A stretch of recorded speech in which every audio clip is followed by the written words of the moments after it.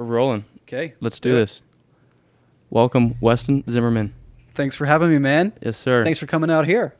Appreciate you hosting us. It's a nice backyard. I like the view. Did you build your wall? I did, although it would be bad if I didn't give credit to my cousin Ben. Ben? But I think you might know Ben. He's younger, both Tyler and I's cousin, and he definitely helped me on some 90-degree August days. Is he the one that took over for you? Yes. Okay. Yep, that's him. All right, so Weston started at Tussey Landscaping.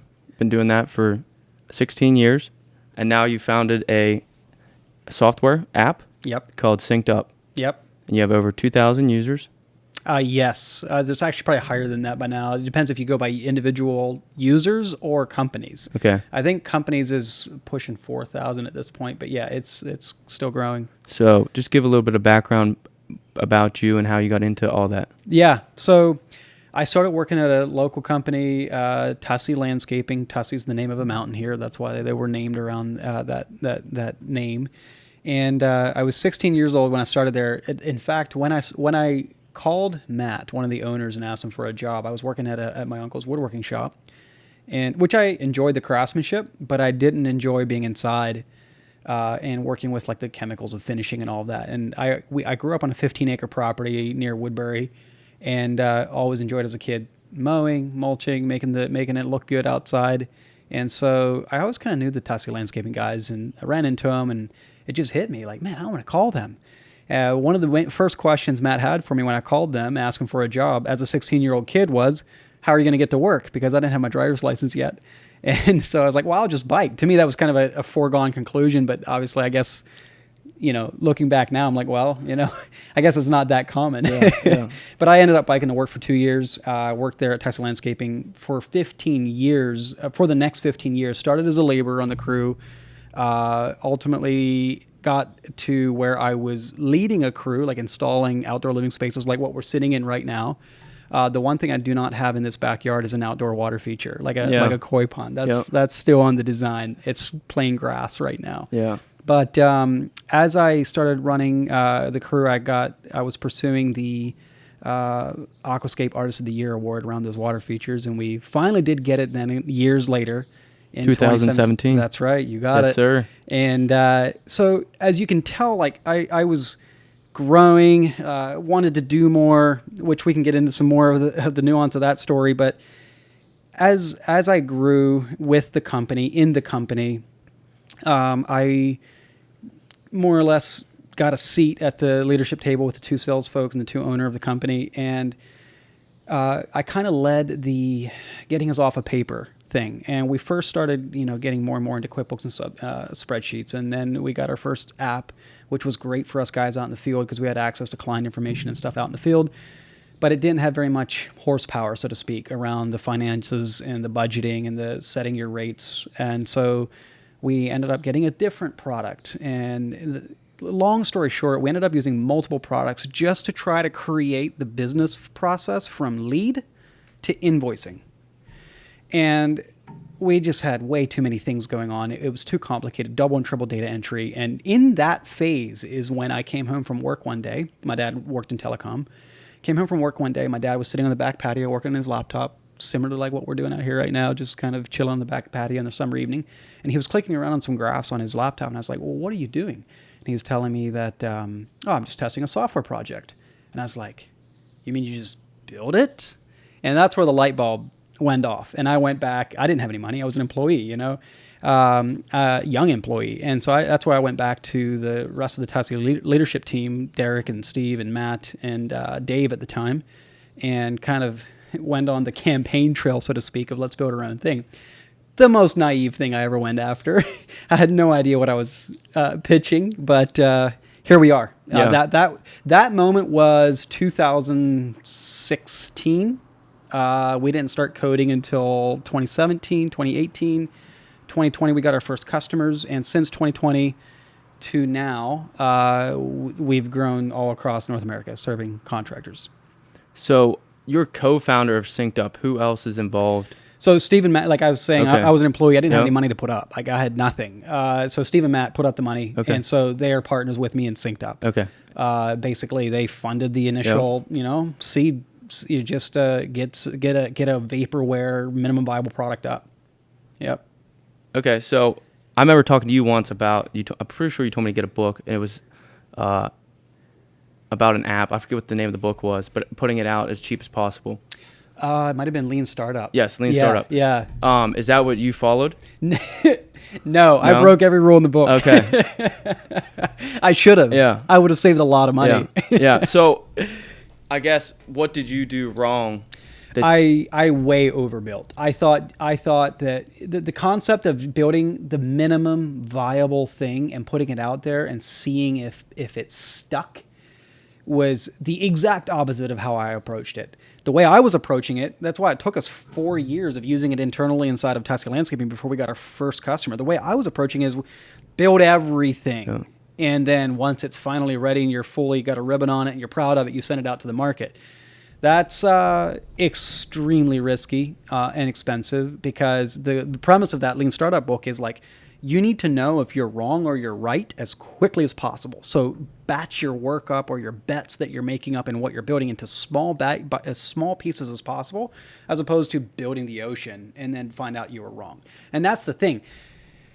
The market doesn't care. The market doesn't care if you're right or you're wrong. It doesn't care. We all kind of think, oh yeah, but I have all this experience and perspective that I'm right. You know, that's the natural tendency. I'm as guilty as the next person of it. But at the end of the day, nobody cares nobody cares what you think. At the end of the day, it's like, what does the market think? What would the market use? I'll give you an example. We built a timekeeping app, the first one that we built. I thought it was amazing. And functionally, yeah, it worked. It was great. But what I found is very few people that worked on crews figured it out. And so it was a very expensive lesson to go back and eat some humble pie and rebuild the thing in a way that actually can be, that is onboarding friendly for people that are, I'm going to say, disinterested. Like they don't care. I just need to log my time to get paid. That's it. They don't care about all the job costing data and all that. So yeah, it's just that the whole thing of the Lean Startup book is, if you do what we did, which was spend years before you finally put it out to the market, the chances that you're wrong and wrong enough that the whole idea sinks is very high. So you need to boil it down into small pieces. So did you subcontract or like sub out software? Like how did you build it? Like, do you know code? No. Okay. I can weekly edit some HTML code, but no, I can't code. So you were basically paying someone to code everything and build it? Yep, that's right. So basically, first we had a local person here in Altoona that was writing the initial kind of concept prototype for us. My wife is from Romania, so I actually knew some kids from Romania that were going to school for computer science. And years later, I was like, we were in the middle of this where we were working with one person here in Altoona. And years later, I was like, I just reached out to them cold. I hadn't talked to them in years. It's like, hey, what did you guys ever do with that? I know you were going to school for computer science. Like, what'd you ever do? Oh, they were working in embedded technology, like writing code for the infotainment systems of Mercedes, that kind of thing, right? Cheap sweatshop style stuff. And so it wasn't very hard to convince a couple of them to come over and help us on the Synced Up project. So they ultimately built a lot of the product that got us to market. 2 folks in Australia and 3 or 4 people in Romania. That got us the product that went to market. But, you know, fast forwarding to where we're at today, we did it without any real technical leadership. Like I'm a non-technical founder, for lack of better words. And, we were using a lot of junior resources, a lot of junior engineers that didn't have strong technical leadership. And what that means is not any real strategy in the architecture and all of that. So those were all problems that felt like too expensive to deal with, but they cost millions to fix later. So, yeah. So I was listening to your podcast today, Cost of Doing Business. Mm-hmm. I like your intro. It's something I definitely need to do for mine. But I forget who you were interviewing, but they were saying, like you said, you had no basically tech savvy side of it, but like you knew what the need was. Yeah. So like he said, like difference between you and like some other people when you talk to people that build stuff, they never actually were in the field, or like so when you talk to someone, it's like some of it's foreign language. Mm-hmm. So I feel like it helped knowing you knew what the issues were. Yeah, it's amazing. Like you know, the joke of it looks good from an engineer's desk or whatever that quote is. You know, that is a very real thing. And my 15 years at Tussey gave me the raw, real perspective of like, it all might sound good in a product design until you're in a ditch, it's raining, you've got mud on your hands, and you're trying to find some piece of information on your app. It's like once you can live, I guess the principle to take away from this is when you can put yourself and live and experience your target customer's life and their perspective, then you earn empathy and credibility from the buyer, from the market, and B, you can actually build something that makes sense for them and don't get caught in the what looks good in theory, but when it gets put into practical application, that's when a lot of product kind of, that's where it crumbles. Can you dive deeper into exactly what Synced Up is doing for, say, contractors? Yeah, so contractors, we serve owner-operator contractors primarily. So that typically means people that are anywhere from a solopreneur all the way up to 20, 30 team members. Beyond that, they kind of break on beyond the owner-operator model, beyond that 20 to 30 team member team size. So we serve owner-operators. And a key thing of owner-operator contractors is they love the work. They're allergic to the office. They take pride in their craft, but man, do not chain them down to a desk. And that very thing that makes them incredible in creating a product in like landscaping, hardscaping, whatever, is also the thing that bites them in the butt when they need to price their work. And so what a lot of contractors will end up doing is kind of look to their left and be like, well, I'm a little better than that new kid in town, and look to the right and be like, well, I haven't been around as long as those experienced people, so I'll just plot my rates somewhere in the middle. And that's an emotional formula. And then in the meantime, they keep going, they do good work, but they keep on, like they buy new equipment, they hire people, and they keep expanding their infrastructure and their overhead expenses in their business. And what ends up happening is that rate that they felt made them wealthy a year ago is literally not enough. They're losing money every time they sell a job. And the problem is the black box of, well, what should I be charging? Like, how do I know when my insurance goes up what needs to happen to my rates? That's the problem Synced Up solves. So the way it works is when you open up your new Synced Up account, you just plug in every expense your business has. And it will, and another input is your team and how many hours they work in a year. So you can kind of get a picture of your production capacity. And then it reverse engineers what you need to charge per hour to not only cover your hard costs of labor, but also your indirect costs, your overhead costs of trucks, insurance, equipment, marketing, everything. And to arrive at a break even. And then once you know your break even, then you can add your desired net profit margin to that, and bingo, you got your price. That mathematically solves the problem, but it still could be wrong. It still could not necessarily be making you profitable. Here's how. Part 2 of this problem is that if I bid a job, say I go to do a bid a job for a wall like this, and I say it's going to take me 100 hours to build it, but then it takes me 150 instead of 100. I could have priced my work perfectly, penny perfect on paper with the budgeting thing I was telling you about.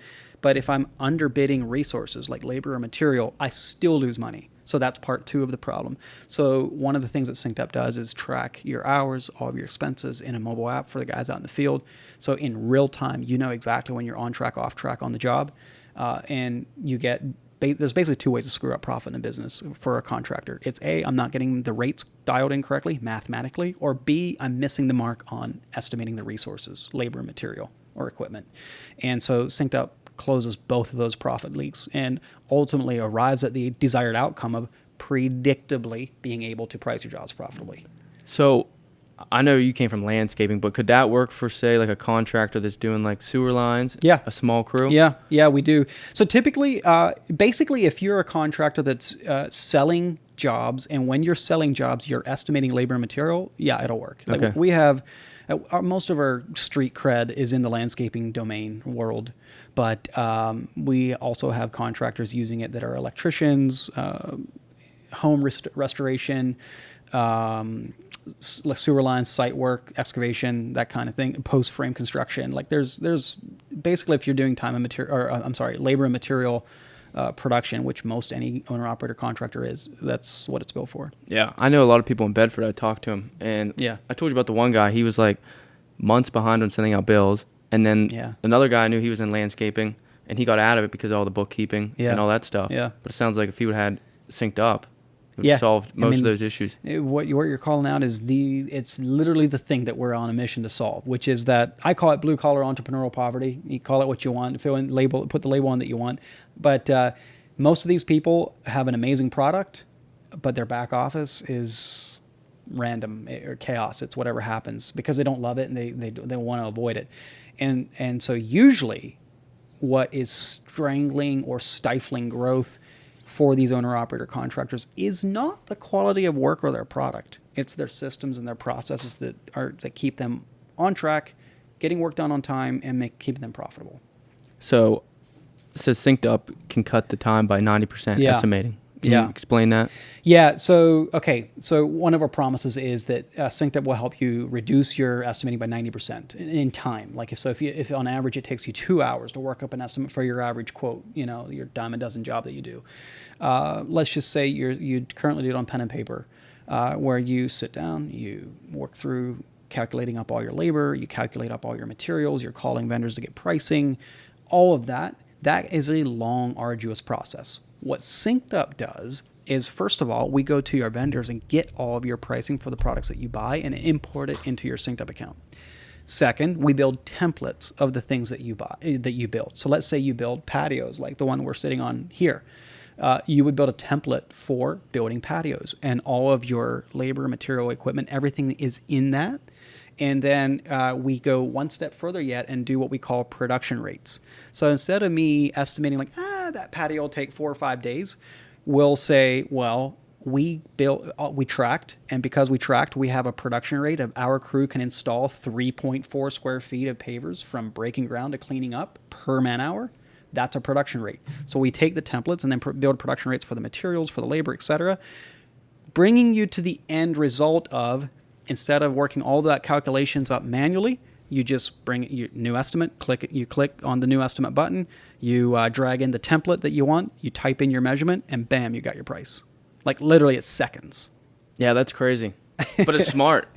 Yeah, because if you have all that data tracking and basically you type in, say it's bigger or smaller, it just takes all that data and it already knows, and it basically gives you the bill like that. Yeah, that's right. Now, there's variables. So you could have the same patio in a backyard that has difficult access. You have to get everything through a 4-foot wide gate. That's going to take you longer than if it was wide open access, can bring your equipment and truck right up to the site. So what we often end up doing, there's nuance. What we often end up doing is we'll do a production rate for tight access, production rate for open, easy access.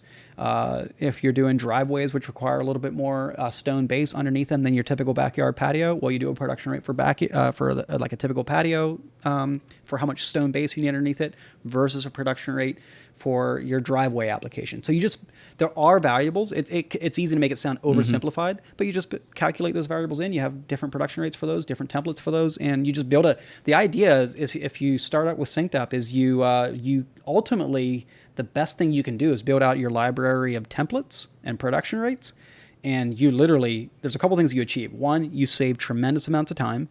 B, you pull the thing out of your head, that magic that only you know in your company. You are the only one that can produce a bid in your company is unlocked. Now, literally, your new office admin could do it. Yeah. It's like, okay, cool. Which template and what's the measurements? Bam, there's the price. Yeah. So is there different tiers inside of Synced Up, like different things you do, like say $1,000, you get this a month? Yeah, there is. We're still pretty young in that what's called expansion revenue, journey, but we do have 2 plans. One is standard. That one has all of the know your numbers, estimating, job tracking stuff that I've been telling you about. The Pro plan just gives you some additional benefits, like some additional free users before it starts taxing you for the additional free users, and it also unlocks automations. So we integrate with a middleware called Zapier, which allows you to essentially integrate Synced Up or trigger things inside of Synced Up from any app on the market that integrates with Zapier. So for instance, the way users would implement that is, say you have a website where a client can request a quote. They fill out the form, and Synced Up's automation with Zapier would allow you to say when they fill out the form, it automatically creates a new lead in your Synced Up account. And then once they submit that form, your website would show them like a booking page, like Calendly or something like that, would select a time for your consultation. When that consultation gets booked, it comes into your Synced Up account. It's on the calendar. It's all ready to go. The client gets a confirmation. So all of that's automated without anybody ever touching email or manually entering any data anywhere. I'm curious about something. So I've never like really did a bid online or something. So, but if someone put in a bid, like you said, they fill out the information, what they want, size, patio, could it not send that over to Synced Up, and then Synced Up automatically does the bid? It won't automatically do the bid. Why? So, well, because there's a lot of nuance there. So, first of all, if we served one type of contractor that did one thing, we could kind of build that. But because we serve a broader kind of like all the way from electrician, it turns it into there's more. I guess you would say that the customer has more customization and preference. It would be possible. The thing that is the limiting factor there is a lot of people in the owner-operator space, they're just beginning to think in systems and processes. And what you're describing is a super advanced implementation of that. It is possible. Tussey Landscaping has a pretty close system to what you just said, but there'd be a lot of technical implementation and setup for that to really pull off in the real world. We just aren't there yet. So obviously, the cost of things is always changing. Yeah. So when you say you go and you get the prices from the vendor that they're using, is that automatically populating their new prices, or do you? So no. So it's not like it's a live database, right? So your database is live, but like let's say your vendor who you haven't bought anything from in 2 months, their price changes. You would. The best case is when the vendor says, "Hey, price change. Here's the spreadsheet with all the stuff that changed." You can just import that straight into Synced Up, and it'll automatically update all of your products that you buy from them. That's what I like to see. A lot of contractors don't really have the back office capacity to really stay on top of it that way. So the next best time to catch that stuff is, let's say, you built the estimate, sold the job, did the job. Now you're paying the vendor for the stuff that you bought. At the moment that you're entering in all your job receipts for like, I paid $10 for this. Hang on a sec, I'm paying $12 for it now.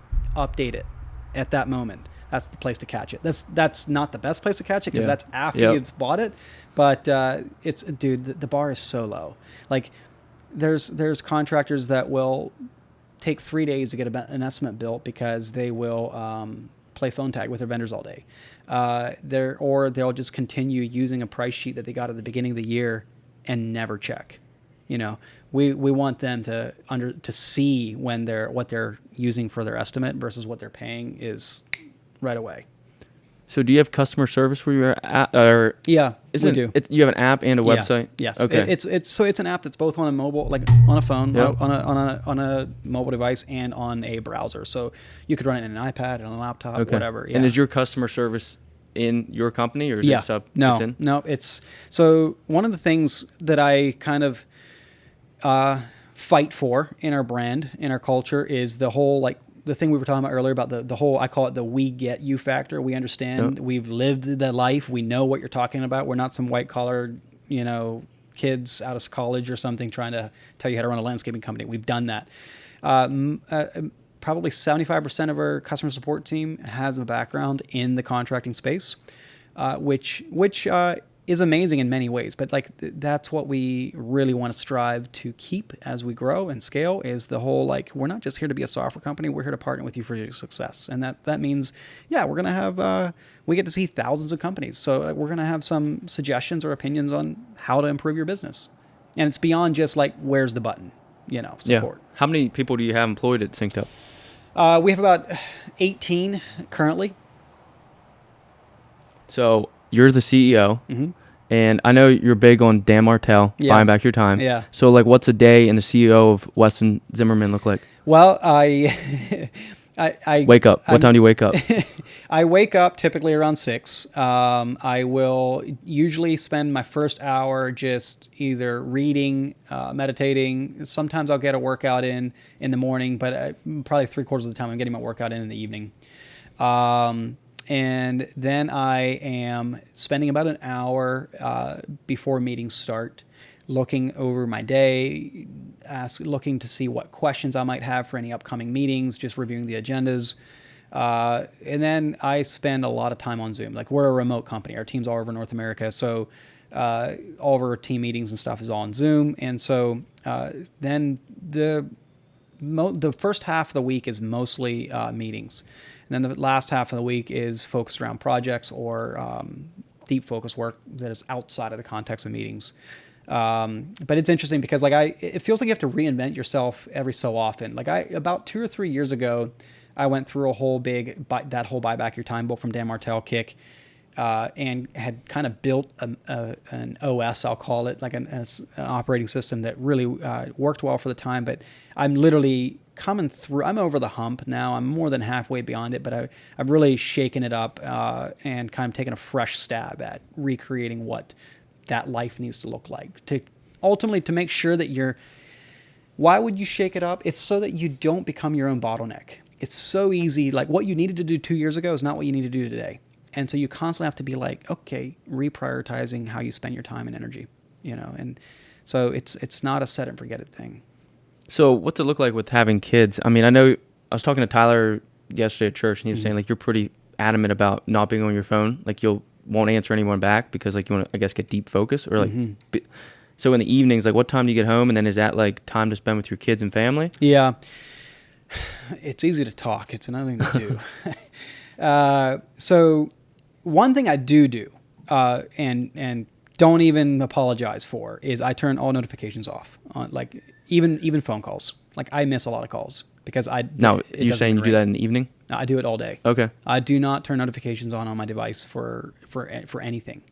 Like, I check my phone when it's time for me to check my phone, so that helps me focus through the workday. And the same is true for personal time in the evenings and weekends as well. I don't have notifications on ever at all. But it is a goal of mine. You talk about the thing that you struggle with the most, right? A goal of mine is to get to the point where I can control my impulse to check in, right? Because I'm as guilty as the next person with, like, I have 4 kids, and it's after dinner and the kids want to show you something they worked on that day, and like you're distracted with something, and you're listening but you're not emotionally present. Like, I feel like that's something that I'm not excellent at and want to improve. And from time to time I'll just leave the phone on the desk up at the office. Like, I work from home, so that's the other kind of blurry line. Is like, suddenly it's like, oh, it's after dinner, man. Like, I forgot about this thing for tomorrow. Let me go up there and check on that for 20 minutes, and then an hour and a half you come back down. Yeah. So obviously, as a CEO or an entrepreneur, and like building a company, obviously there's probably not like a work-life balance, because even when you're not working, like I know me personally, like if I'm like, I don't know, just say at the beach, like I'm there thinking like of things I should be doing that would be more productive than sitting on the beach. But at the same time, like, I feel like you do have to enjoy life. It's a little bit, or it gets to the point where it's like you become a slave to like your own, I guess for you it'd be business, but for me it'd be like my own dreams. Yeah. But like, how do you have somewhat of a work-life balance, especially with working at home? Well, working at home is both a pro and a con. The pro is when you come down for water, like, you get to see 5 minutes with the kids, right? So integrated. I don't view, these are half-baked thoughts, but I don't necessarily view work life as water and oil, like they don't mix. I'm kind of intrigued by this idea. It's not original with me. I've seen other people talk about it, but of an integrated life, which is kind of what I was saying. Like, you come down for water and you spend 5 minutes with the kids, go back up. The challenge, though, is not letting it overtake, right? But like I cringe a little bit at the words work-life balance. I agree with you. It just feels a little like permission to just check out, and that just, I don't know. Like, I'm not about being a one-dimensional person where you only work. That's not what I'm trying to protect. But there's something, and so maybe it's a proxy thing, but keeping things moving takes a lot of energy, and not necessarily saying I promote everything that Elon Musk does, but like I agree with his overall statement of like nobody ever changed the world in 40 hours a week. But the flip side, the opposite end of the spectrum, I guess you could say, is where you get all the success you want business-wise, but you lose everything else, like your family, your relationships. So there has to be some kind of, if you're going to be a family person, there has to be some kind of balance, I guess, that you say. But like, so I try to find creative ways of integrating it. Like, you know, when I do a business trip, sometimes I can take the kids along and we have maybe 2 days of business, 2 days of personal. Or another way that I really fight hard is I will do a lot to get a night home. Like, so if I'm on the road traveling, and the ho-hum way of doing it would be 3 nights on the road. Like, dude, I'll get up at midnight and drive all morning just to not have to miss a night at home. Like, I will do a lot to keep, because one of the things I started measuring was how many nights I'm away from home. And yeah, it was out of control in the beginning. Like, I was on the road for over 100 nights a year, and that's not balance. Today I'm more like 40 to 50 nights a year. And that to me feels like something that, I can serve my family and I can still keep the business driving forward. I don't remember who I was listening to, but they were talking about work-life balance. Like, everyone says you should have a work-life balance, and like the people that say you should have a work-life balance are the people who aren't like trying to go after more than like a 40-hour work week. Like, because how do you have a work-life balance? Like, for me personally, like, how can I have a work-life balance when I haven't done anything yet to be like, okay, you can chill? Like, how can you chill when you're like work-life balance, but it's like you're not in a position where you could be like, let's go on a month vacation, not do anything, because everything, like, for me, it's like everything you're trying to build, it's like you got to be there every single day going after it. If not, it's like, balance is a luxury. Don't retire before you've accomplished anything. I mean, I'm thinking of a person as you're talking, that a guy I know that lost his job and has been kind of lax about getting another job, and his excuse, I've never had a vacation. I'm like, bro, like vacation is for when there's margin in life, not when, you know. So like, I agree with you. Well, that's kind of like Alex Ramosi. So you're the one who told me about Alex Ramosi. Started listening to him, watching him. I'm a big fan of, like, I love his quotes, and like, but he is all work. Like, everything he does is work. Like, no kids, shouldn't have kids, shouldn't have a dog. I believe I don't know if he still does it, but like where he like works, he also has his gym, and that's where he lives. But like, obviously you're a godly person, so it's like, I guess he wants to be a billionaire, and I get like having goals and stuff you want to reach, but for what cost? And so, speaking of Alex, I agree with what you're saying. Speaking of Alex, like, I remember him telling a story of a CEO that had incredible growth. Everybody was like envious of, like, man, how are you doing it? That's amazing.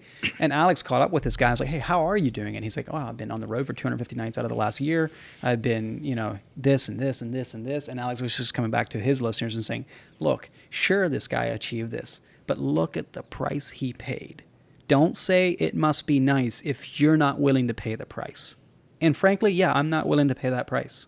And that's a personal decision that everyone needs to make. It's like, what price are you willing to pay? Some are not willing to pay the price of more than 40 hours a week. And that's okay. The world needs those people too. There's no shame in it. But then don't look at your neighbor that's working 80 and say it must be nice. That's my hardest thing, is when I see someone, and like, I think, like, maybe it's just my mindset, but when I see someone and I think, like, everyone starts complaining about money at some point in time in life, like bills, or they wish they had this. And it's like, okay, but like, you're not doing anything to either make more money, or like, so many people like to complain. And it's like, there's a way that you could work so you don't have to worry about stuff. But like, I think everyone wants a Lamborghini, but no one wants to put in the work to get the Lamborghini. And I think that's, like you said, like, I think it's cool. Like, you worked 16 years before you started this software company. But everyone's going to look at you now and be like, we wish we were Weston Zimmerman. But like, you had 16 years of learning the industry, and now you put that to use, and so many people want to be like a millionaire tomorrow. Yeah, it's right. It's like the world, like a free market rewards value creation or production, or whatever word you want to use. Like, I like the way Dave Ramsey says it, like, I saw this was on a podcast that he had, something about like, is it wrong to make a lot of money? Like, it was a kind of a faith-based question, right? And he was saying, no, like why? So his point was, nobody gives you money because they feel like being charitable, right? They give you money because you are giving them a product or a service that are willingly paying you money for in exchange for that product and service. And so if you have struck a chord in the marketplace with a product or service that a disproportionate amount of people pay for, well, that is the reward of discovering and filling a need. And that's what happens in the day of an age of, well, in a free market is like, let's trying to think of an example. Trying to think of a specific product example. Let's just say QuickBooks, huge company with a relatively cheap product that serves, they're $1 billion organization. Is it because it's extortion? No, it's because they build a problem or build a solution that solves a problem that so many people need that they're willingly giving the money for it, and there's the reward. And so if you want to have like what I would call exceptional financial or business success, it's in identifying a pain or a need in the market that people will happily pay for, and that's when you can have. That's when we can break free from selling your time. It's like, well, selling your time, there's a ceiling on what it's worth. But if you can build a product that can serve thousands, if not millions of people, that's where the crazy scaling happens. And that's where you see all these crazy, internet influencer success stories and stuff. So, what's your vision with Synced Up? Like, is there like a certain number you want to get to revenue, or is it like you want to build it until like someone wants to buy it from you? Yeah. So this question is actually one I struggled with for years, and I still don't feel like I'm done struggling with it. But it's like I have more clarity on it now than I used to. But I started this not because I wanted to be a millionaire or because I wanted to create a successful tech company or any of those. That was not what was on my motivation, right? I started it because I genuinely wanted to solve this problem kind of for ourselves at Tussey Landscaping. And it didn't take long till I was like, we're not unique here. The whole market needs this. And so I never really started to build a company to sell. I started it because I was passionate about solving a problem, and I still feel that way. That being said, everybody has an exit plan. Even if you don't have one, your exit plan is when you die. So it does make you wonder. It does make you think about like what do I want to achieve? And for right now, like in the last 2 years here, we've finally achieved being break even as a tech company, like breaking free from burning cash, which is what so many tech companies struggle to do, which is incredible. I feel extremely lucky. Like we are so lucky actually at where we've arrived. It's almost unbelievable that we've made it to where we've made it, but it's not. I don't like saying the words "we've made it" because we're not out of the woods. Meaning like just because you're now better than break even doesn't mean that all that has to happen is one little thing change in the market and it'll wipe you out, right? So you got to keep fighting. But for me right now, when I look back, we've achieved break even, cash flow positive business, which is amazing. Looking forward, we're going to be growing as fast as we can grow at the speed of cash. The next thing I want to achieve is 10 million ARR, annual recurring revenue. We're at 3 something now. Goal is to hit that by the end of 2027. And it's not necessarily though to chase a number. The thing that is more important to me than that dollar number is the number of people that we would be impacting. So that number roughly equates to about 2,000 companies, which we're at 600 and some now, that we'd be serving. And really, this is what I really get fired up about passionate-wise is just the vision behind Synced Up of eliminating entrepreneurial poverty for blue-collar contractors. Like, I see people, and this connects back to my time in Romania. I've spent 2 years in Romania, and Romania's ex-communist. I saw people my age, like our generation, that kind of had a very, I don't know, I just call it deadbeat approach to life. Like, the government owes me everything. I don't want to work, or I want a job where I can just sit and play on my phone all day, as opposed to like, well, what can I do to be valuable, right? And when I came back to the U.S. after that experience, I was like, I really had a new appreciation for call it the American dream, call it the opportunity that you have in a free market. And my takeaway from that is like, man, contractors are salt of the earth, hard working, shake your hand and look you in the eye kind of people. And if somebody is going to get out of bed at 5 a.m. every day and go out there and work from sun up to sundown, I want to doggone make sure that they're successful. Don't let those people fail. Yeah. And so that's kind of that's the heart behind the mission, is like those people need to succeed. So you interviewed Greg Whitstock. Yes. He owns Aqua something? Aquascape. Okay. And his net worth's like 100 million. I don't even know what it is. Yeah. It's up there. Pretty yes. impressive. Yeah. But anyways, yes. so you asked him one time to hire you. Yes. And he said no. And then he told you go back to your owners Yes. of Tussey Yep. and ask them how you could be more valuable. Yep. So what did Tussey Mountain Landscaping tell you? Like what was the... So that story was I had just gotten married and I wanted to get ahead in life, and I was working at a landscaping company that's seasonal in Pennsylvania, and so that meant 9 months of work, which means that's tough to go buy a house and 9 months of income. And the only way I knew how to communicate that or articulate that was I want to make more money. And we probably all can infer what a conversation between an employee and a boss looks like when the employee says, I want to make more money. It's just like, well, okay, like maybe I can give you a little of an incremental raise, but for the same job, right? But I didn't understand that. I very much had an employee mindset, and that's what led me up to cornering Greg at his annual event in Chicago, saying, hey, like, can I hire you, or can I work for you? And he's like, well, why would you want to come work for me? Like, you work for one of my best customers. And I kind of stuttered and everything, like, oh, I want to make more money. He's like, oh, I've seen this 1,000 times. And he told me, you go back and you ask the owners of Tussey what you can do to make them more money so that you can make more money. And I guess I was just ripe to hear that. Like I know that's not that incredibly profound, but to me it was profound. Yeah. Like the light bulb went off. It's exactly what I did. And said, hey, what can I do to make the company more money? What can I do to help? And what happened from that is I was, running a crew, and that's it at that time. But we also were struggling to kind of like figure out our marketing game at Tussey. We'd been through multiple agencies. And so Steve was like, why don't you take a crack at it? You've got nothing to do all winter. I'll buy you a laptop, sit at your kitchen table and figure it out. So that's exactly what I did. I mean, I literally would work 16-hour days at that kitchen table with my first little laptop, trying to figure out how to build a website and how to edit videos and all of that stuff. And that's how I got to ultimately what the outcome of that was. I became the director of marketing at Tussey Landscaping as well, and spun up, did the whole website, the whole online experience, the whole content, YouTube, Facebook and Instagram. I basically owned that, and ultimately trained it to other people and built up a team and handed it off as I went out the door to do Synced Up.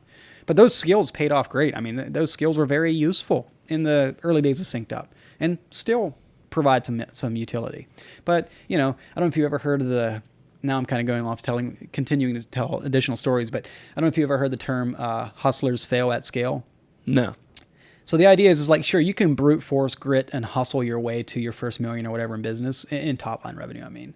But hustlers fail at scale. And the very thing that helped you in the early days is the very thing that strangles you in the later days. And that's very much the phase I'm at Synced Up today, is like, just because I can do the marketing doesn't mean that I should be. In fact, I'm probably stifling the company's growth by insisting on staying in the weeds and doing the task. And so one of the hardest leaps for an entrepreneur to make is to break out of that thing where I have to do everything, or I have to at least touch everything, or at least people that do the thing has to report to me directly. It's very hard to make that leap to like working through people to get things done instead of doing the things yourself. And it's so easy to say, it's another thing to do. Like I feel like I'm in elementary school on that topic, man. Like it's a big thing.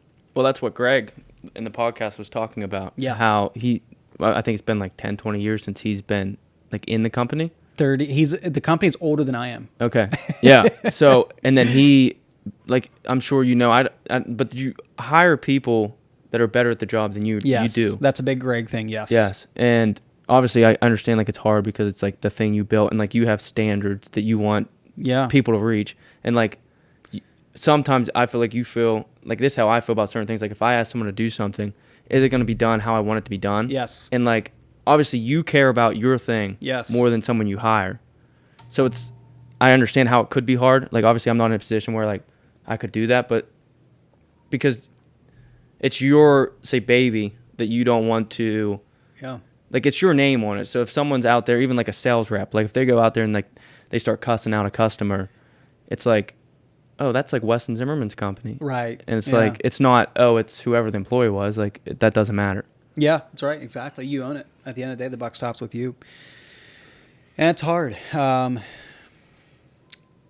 One of the things that I took away from that Dan Martell's book called Buy Back Your Time was he talks about documenting your processes and approaching everything you do with processes. So like, let's say there's a thing that you do in your business now that you own and only you know how to do it. Well, record yourself doing it. Like if you're on a computer, record your screen, talk out loud while you're doing it. And then maybe you don't have anybody just yet, but when you do hire somebody, bam, there you go. Brilliant. So much easier. Because if somebody has to learn just by osmosis, just by being around you, that can take years. It can, or it may never happen. But if you can document things, and then in that process, here's the step by step how you do it, at the end of it, in your documentation, there's a definition of done. It's so easy to go through the motions of check boxes, but missing the mark in terms of did it actually get done the way it needed to get done? Like you might fill out the report, but did it get sent to the right people? Do they feel informed? Did they see it? It's so that definition of done thing is something I use regularly. Like what's the definition of done? So do you implement that into your business now? Yeah. Like you record stuff in your... Yep. Okay. We have a whole library of, we call them playbooks. And in a playbook, we kind of have a structure. I got this from that book. There's a structure like who owns it? What's the cadence, like monthly, weekly, daily, whatever. How do you do the task? And then the definition of done. And in our own playbook library, like we're not allowed to call that playbook like complete and live until it's on the owner's calendar. So if you own it and it's a weekly thing, show me on your calendar where it's on your calendar weekly and at what time.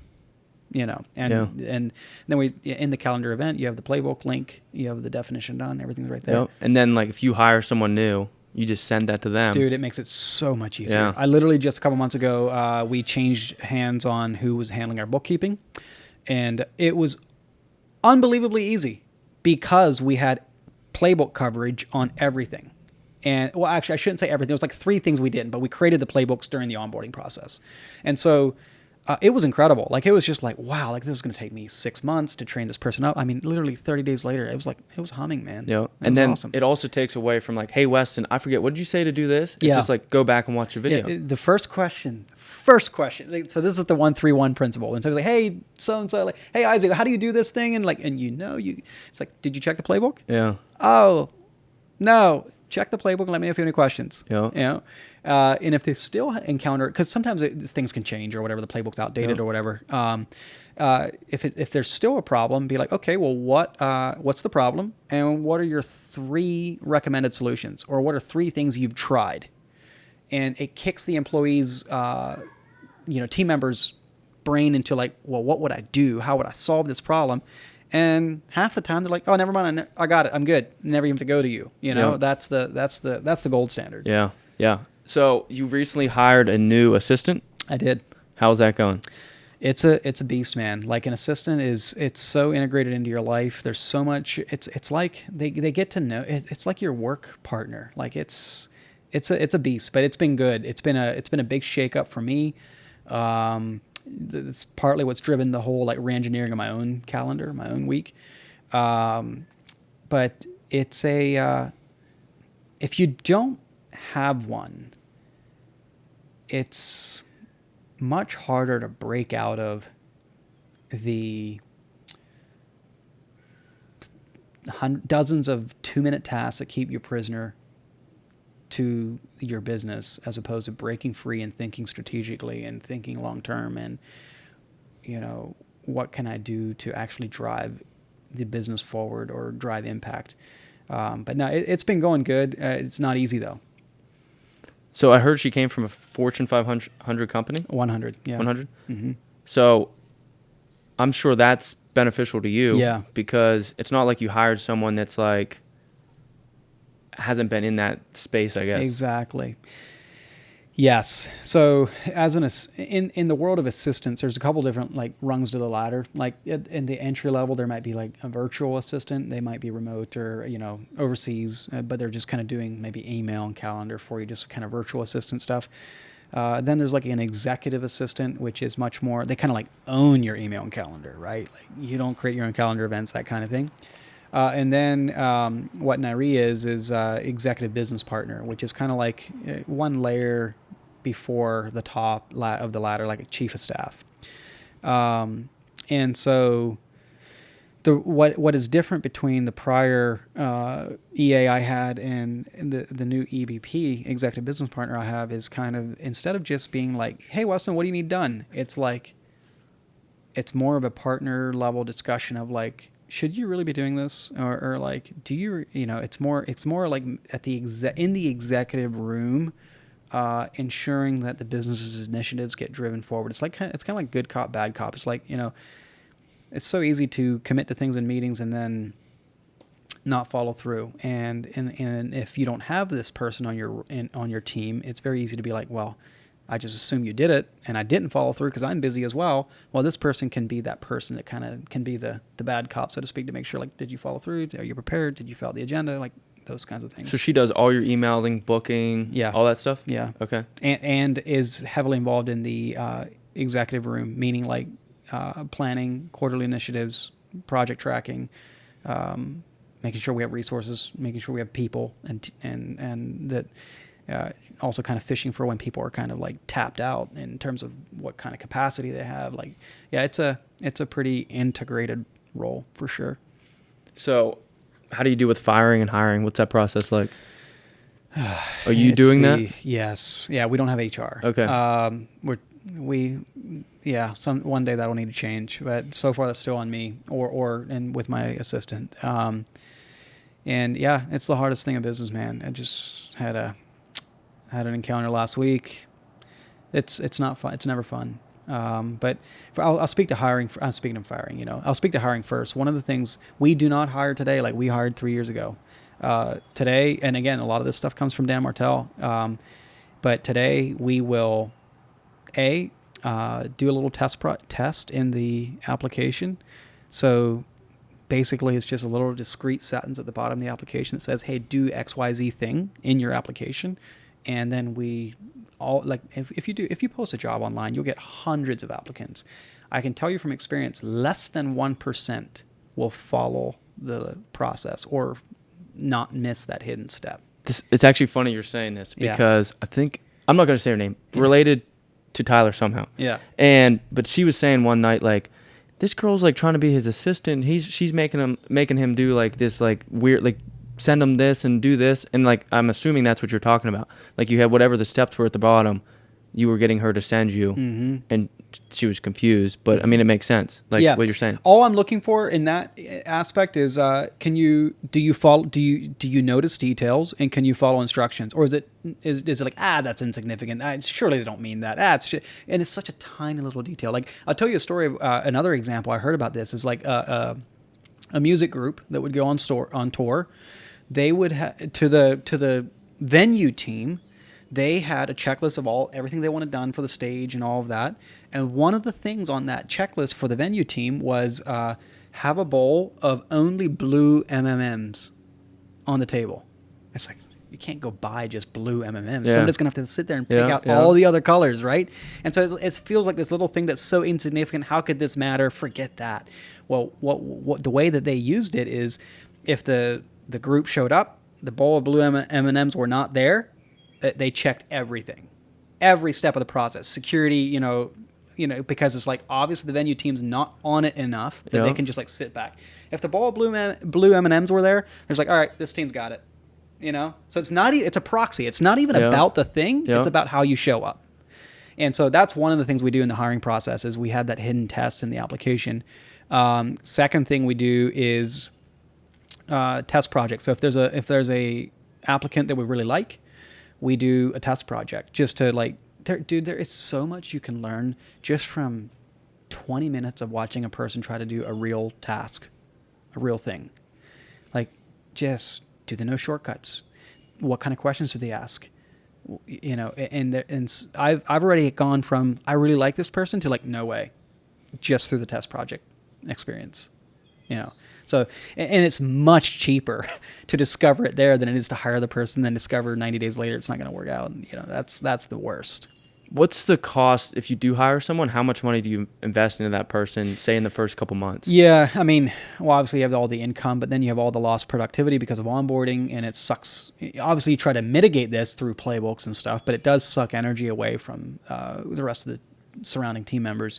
I've read some studies on this. I'm sure you've seen them too, like where it's like 6 to 9 months of their annual salary is what it costs to onboard a person, or every time you lose a person, it's half to 3/4 of their salary. That's what it costs you to replace them as a business. So it's no small thing. But on the flip side, it's also very expensive to keep the wrong people on your team. And this is one of the things I struggle with, man. Like I just want to be a nice guy, and like the hardest thing to deal with is mediocrity. Like it's like they're not failing, but they're not surprising you or exceeding expectations. That is so hard to deal with. So do you think you could have your assistant do the firing now? Like if you don't, like yeah, it depends who it would be. I don't want to pawn it off and be like, you go do the dirty work. So I still need to be involved at some level until you'd actually have a full on like HR person. But yeah, there's definitely parts of the firing that she'd be very involved in. So what would you suggest for someone working, say, in a big corporate America job where, like you said, going beyond just the average person that doesn't even get noticed? Yeah. Well, I like the way Dan Martell describes it. I see him saying this on social media. I don't know if he says it in the book, but like it's like figure out how to make yourself valuable. Kind of in the way that I did at Tussey Landscaping. I can't say I was that intentional. It was early in my career, but like figure out how to make yourself so valuable that they can't live without you. And the smart people will figure that out. Like what can you do for them that if they lost you, they would feel it. And if you show up asking yourself, how can I make myself more valuable to the company or to the team I'm with? I mean, that will manifest itself. You're not going to be the mediocrity level employee if that's how you show up. So this is a little bit going back to software in your app website. Are you looking to integrate AI at all?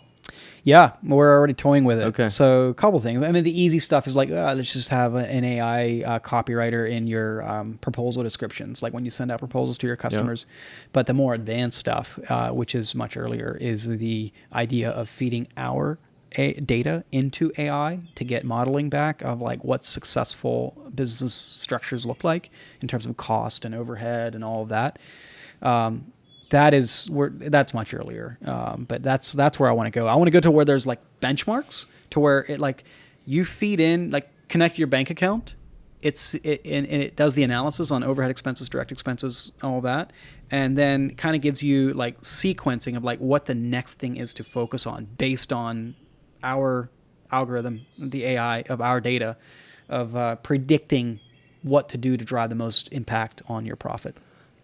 So Amazon, certain things you can get on there, you scroll across, and it's like click on here to see what it looks like in your living room. Oh yeah, augmentation. Mm-hmm. Do you think that would be something you could do or be beneficial or no?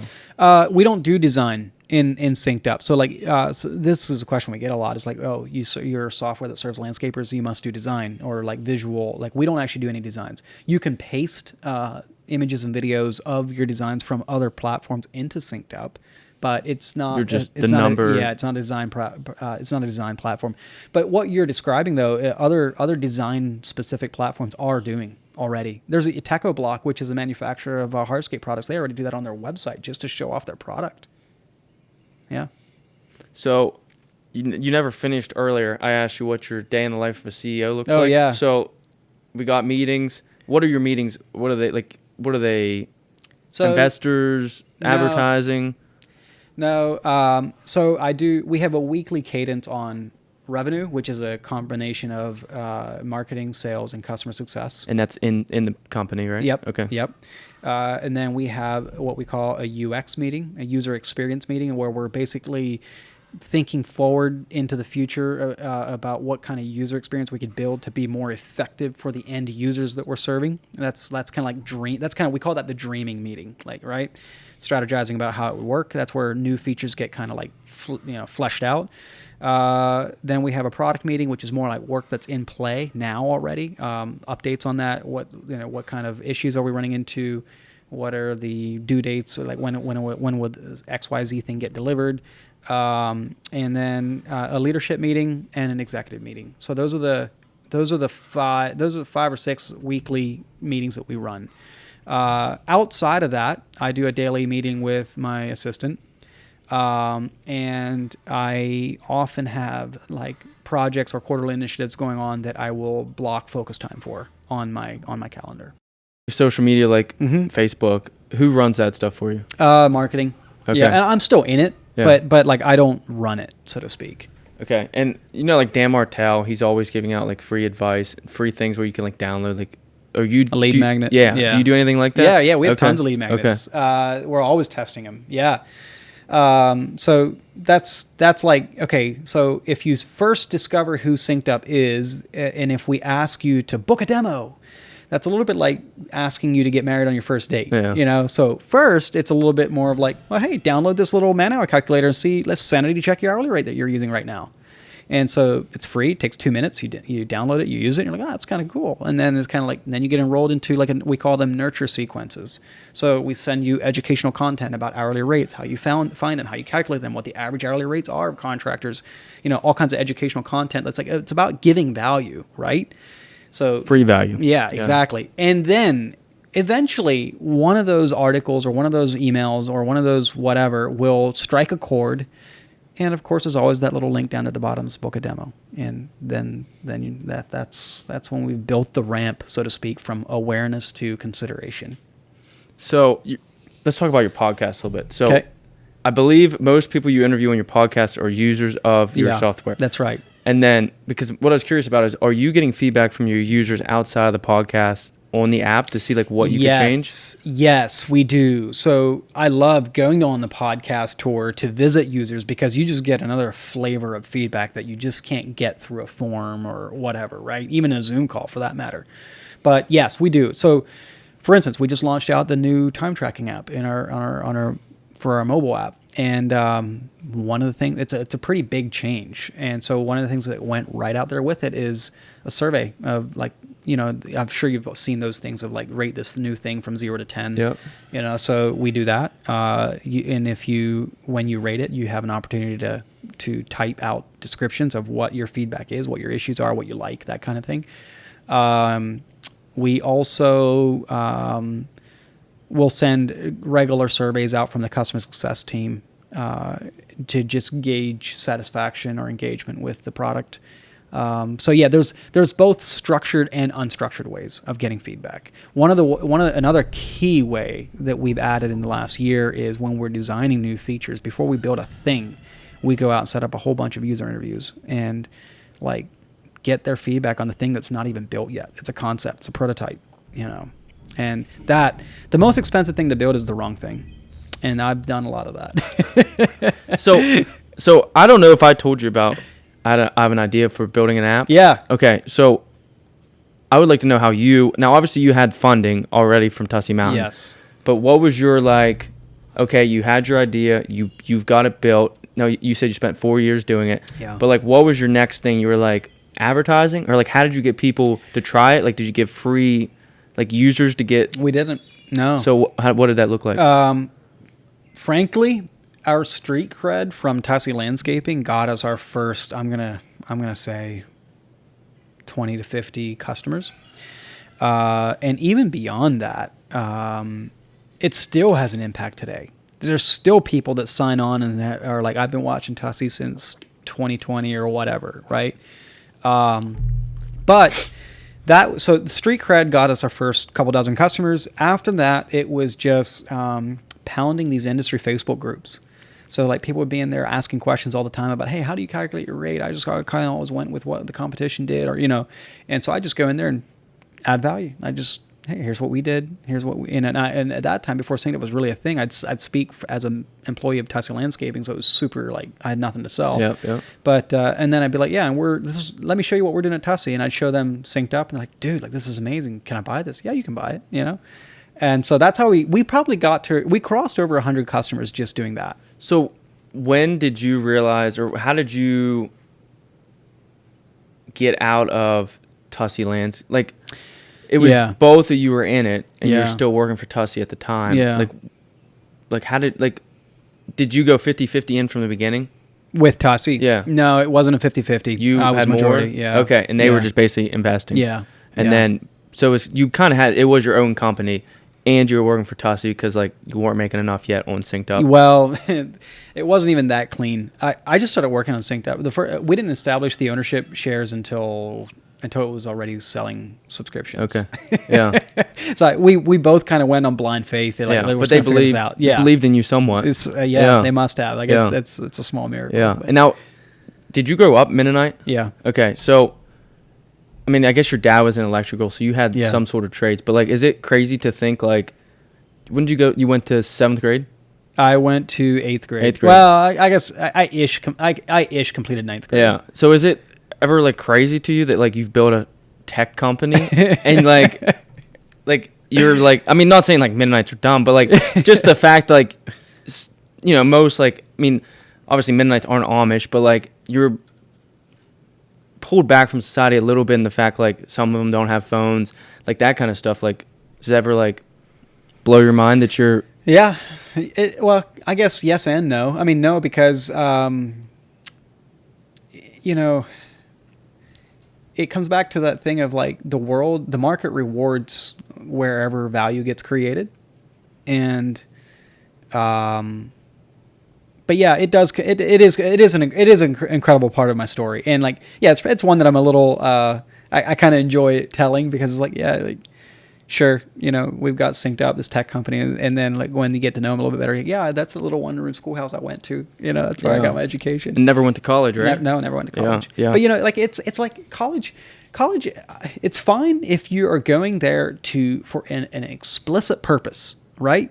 But if you're just learning for the sake of learning with no clear path to applying that knowledge, it's wasted. I would way rather teach me by doing real work. You know, theory, it comes back to that thing we were saying earlier. Theory it's not useful. It is useful to at least stimulate the brain and thinking and all of that. But at the end of the day, what matters is what works. And sometimes people talk too much about doing the work rather than just doing the work.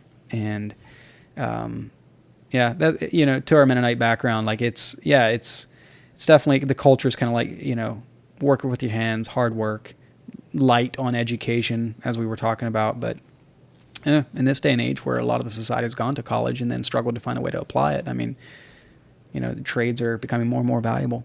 Yeah. And you're also building a company that someday when you're 60 years old, you're going to be able to like walk.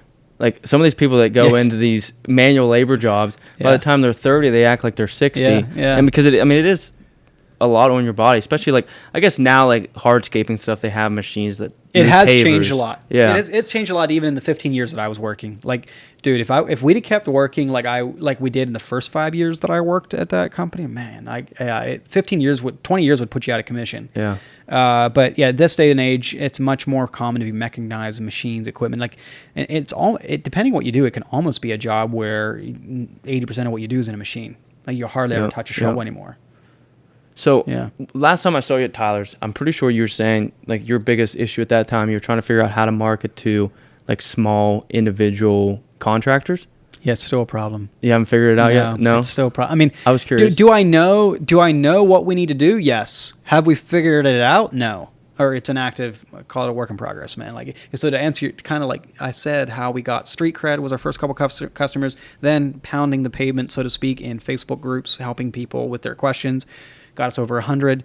The third thing we did was trade shows and events. And we basically followed manufacturers' road shows through the winter months where they would pull in contractors for free educational events. You know, you throw up an event and free food, and a lot of contractors will show up. Yeah. And so we just followed them, and we would book demos at those shows. And so that is a major channel customer acquisition for us.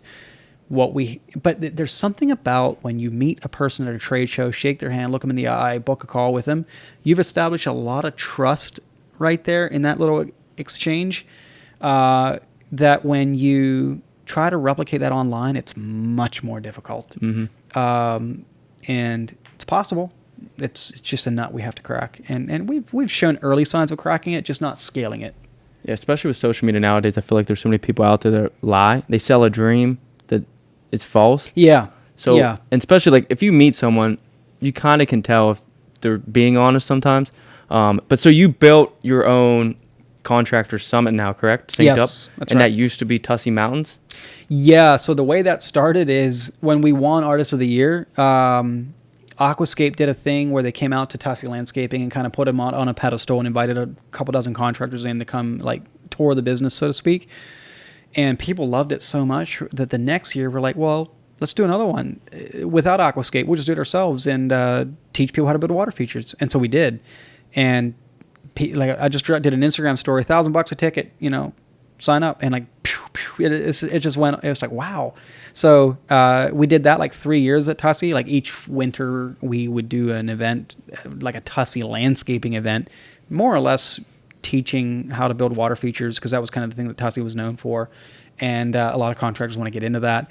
But also at this point in the time, we were already heavy into the synced up thing. And so we would also show them our back office and show them synced up. And it's where we sold some early synced up customers at those events. And 2022 was probably the first Contractor Summit where it was like, okay, this is not so much a Tussey event anymore. This is a synced up event. And today it's a full blown synced up event. And the model is we travel to a synced up customer, and we kind of do what we did at Tussey Landscaping the first couple of times, which was do a shop tour, show the back office, show the processes, and then bring in some industry speakers and stuff. So you're going to Kitty Hawk this Yep, year? right on the beach. 2 days. Yeah, that's September right. 11th and 12th. That's right. Shout out to whoever wants to go. So how much is the ticket now? They are $750, but you can get an early bird discount that gives you $250 off, so like $500. And what's that all consist of? So that is basically your you'd have to get there Yep. and book your room, but aside from that, it covers everything. Like food? Yeah. During, yeah. Okay. Yeah. Okay. Yep. So I thought something interesting when I was listening to your podcast with that Greg guy. Mm-hmm. He said with the water features, which I find weird, or I guess, I don't know. Like, I feel like you don't, like, maybe I'm just not at rich enough people's houses, but like the selling a water feature is like, but he was saying like sell the water feature and then you can't just have a water feature sit there with nothing around it. Yeah, you want to sit there. So so if you sell that water feature, then you have to build like a patio or a block wall and then that's already what you're doing. And then, I just thought that was interesting way to look at it. Yeah, Greg says this, and I know it might sound like marketing speak, but I actually agree with him. The water feature is the jewel of the backyard, meaning the best water features is where it is taken into consideration for the design from the very beginning when it was just grass. Too much of the time, the water feature is viewed as an afterthought that plopped on the edge of the patio or whatever, instead of being like a part of the design. The stuff you can do with a water feature when you're designing it from the beginning is amazing. Like you can do you bring it right up to the edge of the patio and make it that you can sit on the edge like a dock and dangle your feet in it. The kind of thing that you can do when it's actually considered as part of the design is amazing. And and everything else comes around it. And too much of the time, the industry kind of approaches it as an afterthought as opposed to the core, the beginning, the foundation. So you helped do stuff at Shaquille O'Neal's house? Yep. And Logan Paul? Yep. Who else? Anyone else? A couple people that probably are less famous than them, like Laura Clear was one in LA. There was a family down in Colombia. I didn't actually help in the one in Colombia. How much was that one? The one in Colombia? Yeah. I think it was a little over $2 million. And that was the most expensive aqua. Was. Okay. Today, there was one done by an incredibly wealthy individual. It's in southern Africa where at a private ranch, guy bought a whole ranch off the public land, government, and did this absolutely insane water feature. They just wrapped it up this year. Was Aquascape did it. Okay. Mm-hmm. So I have a research that says 30% of people that attend your summit aren't users. That's right. So what's your tactics of trying to get them to join? Just personal connection? We do. We build an email list, obviously. So we promote the summit on. I do a weekly blog, And so I promote the summit on the kind of the footer of my weekly blog. That's one way we get the word out. We do, email and messaging campaigns and outbound phone call campaigns to all of our current customers. Our sales team and customer success teams bring it up on their calls that they have with either customers or prospects. We do social media competitions and campaigns. Like, one of the fun things we do to promote it is like there's kind of this whole community on Instagram in the landscaper community. Like, I wouldn't call them mega influencers, like tens of thousands of followers, but they kind of have this following. And so we kind of create this little competition. We create a discount code for each one of them. Okay.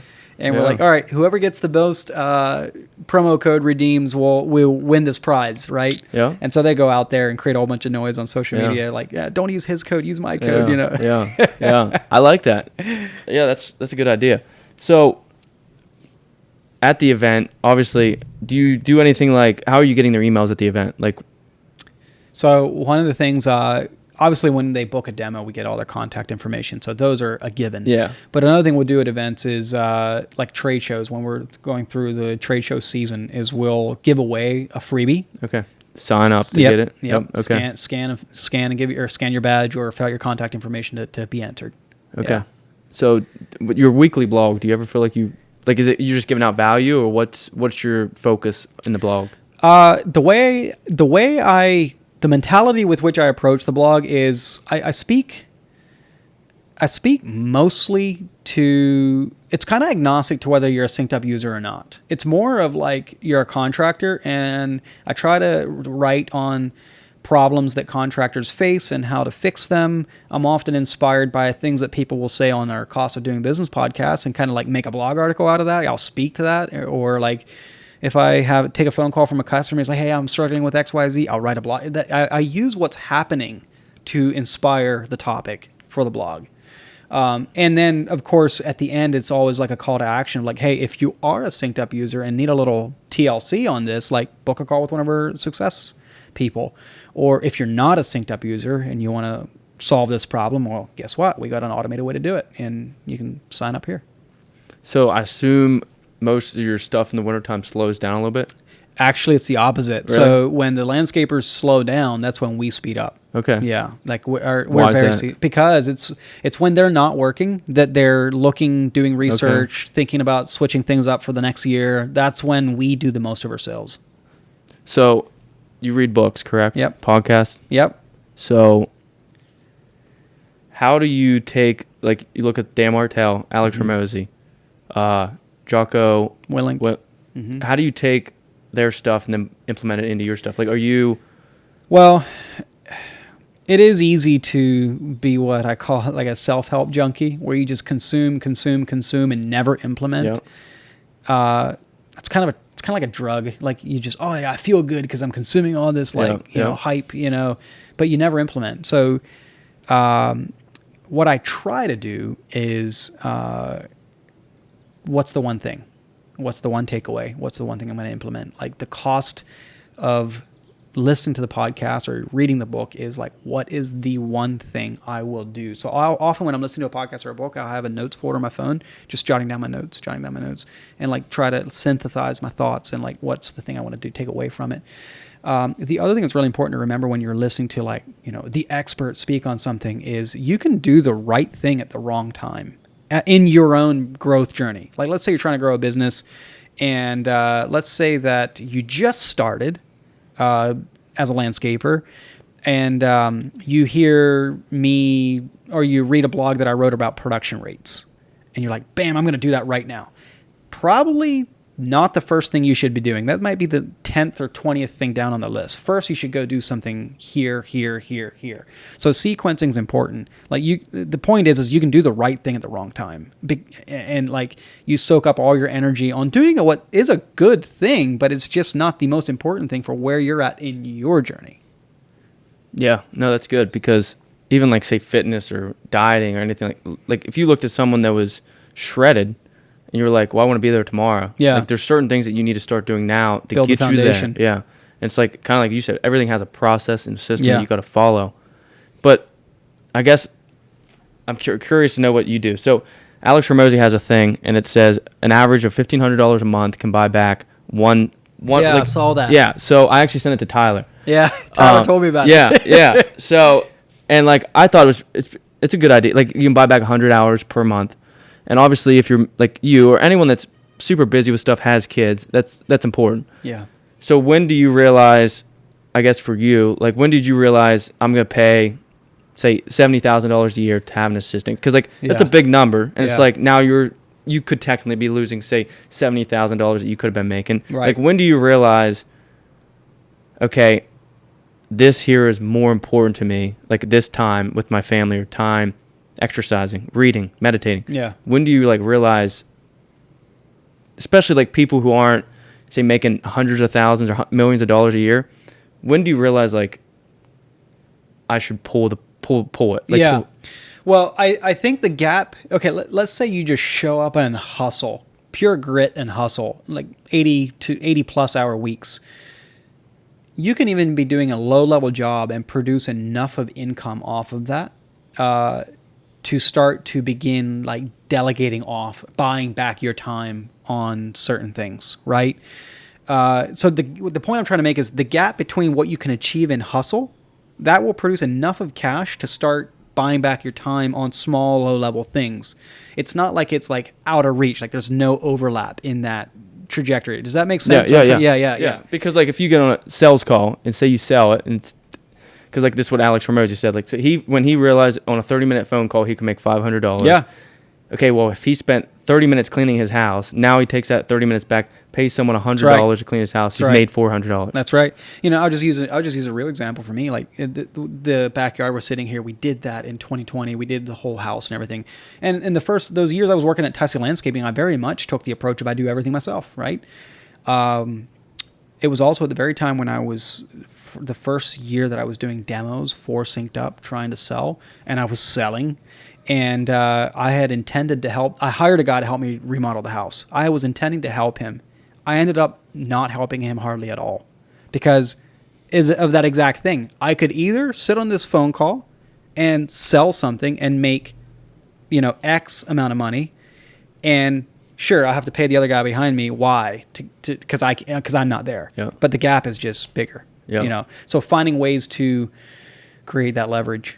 So have you ever dealt with any sort of like burnout, even just like overwhelmed? And like, how do you cope or deal with that? Yeah, I would say the worst part was when I was still 50 hours a week running a crew at Tussey. The director of marketing thing at Tussey, it was really turning into a full-blown full-time job, and we were starting Synced Up. So I had 3 main things going at the same time, and my oldest son was born already at that point. And I was working, 90 plus hour weeks from time to time. And, that was crazy. It was insane. Like I would get up at 4 a.m., work until 6, be at the shop by 7, work all day, be back at 5, eat dinner, and then work till midnight, and rinse and repeat, over and over and over. Not back-to-back 5-day weeks, but, I kind of went into cyclical rhythm, like where I had 2 to 3 weeks of really hard intense and then kind of like crash for a week or so, and then back at it again, But those were some extremely hard things, hard times. And yes, I mean, I definitely went through like teetering on the edge of like barely able to hold it together. You just feel like it's chaos, like it's falling off the edge of the plate. And I don't know, man, I can't say that I did really any particular hack. I've kind of jokingly said I was just too dumb to quit. Yeah. But isn't it Hormozy that says like it's not the most talented, it's just the person that sticks at it the longest? Yes. Yep. Just never quit. Yeah. It's just like you can endure the pain for the longest. And I kind of laugh at Elon Musk's thing of like entrepreneurship is like staring out into the abyss, eating broken glass, Yeah. It's like, for me, I feel like I'm at this stage in life or journey where it's like I have all this information, listen. Yeah. And it's like I'm trying to finally put it into action. Yeah. But like on my journey, I feel like one of the hardest things, especially going to school, and like I think the whole school system is just not good for anyone for the fact, like, so you go to school and they don't teach you anything beneficial in my sense, like when you come out, because it's like, now I'm trying to build something, and everything I've done or learned, there's always something, okay, like if you study this information right here, you'll take this test, you'll get a good grade. Yeah. Or you want to build this, here's the manual, build it, there it is. Now when you're trying to build something like an app or a podcast or like reach people or grow a, say on social media or whatever, there's no written formula how to get there. So it's like, you might have what worked for you, but like what I'm trying to build is different. And it's like, there's no correct way either. Like everyone builds their things separately or differently. So like every day, like you said, when you're looking out in the abyss, it's like sometimes it feels hopeless because it's like, what do I do next? And it's like, I have no idea what to do. And it's like you're sitting there, and I forget who I asked. Oh, I'll ask you. So I asked someone else this question, and like this is how I feel sometimes. Like, what do you do when you don't know what else to do? Because like I feel like you get to a point where it's like, I feel like I've read all the books, listened to all the podcasts, have the ideas.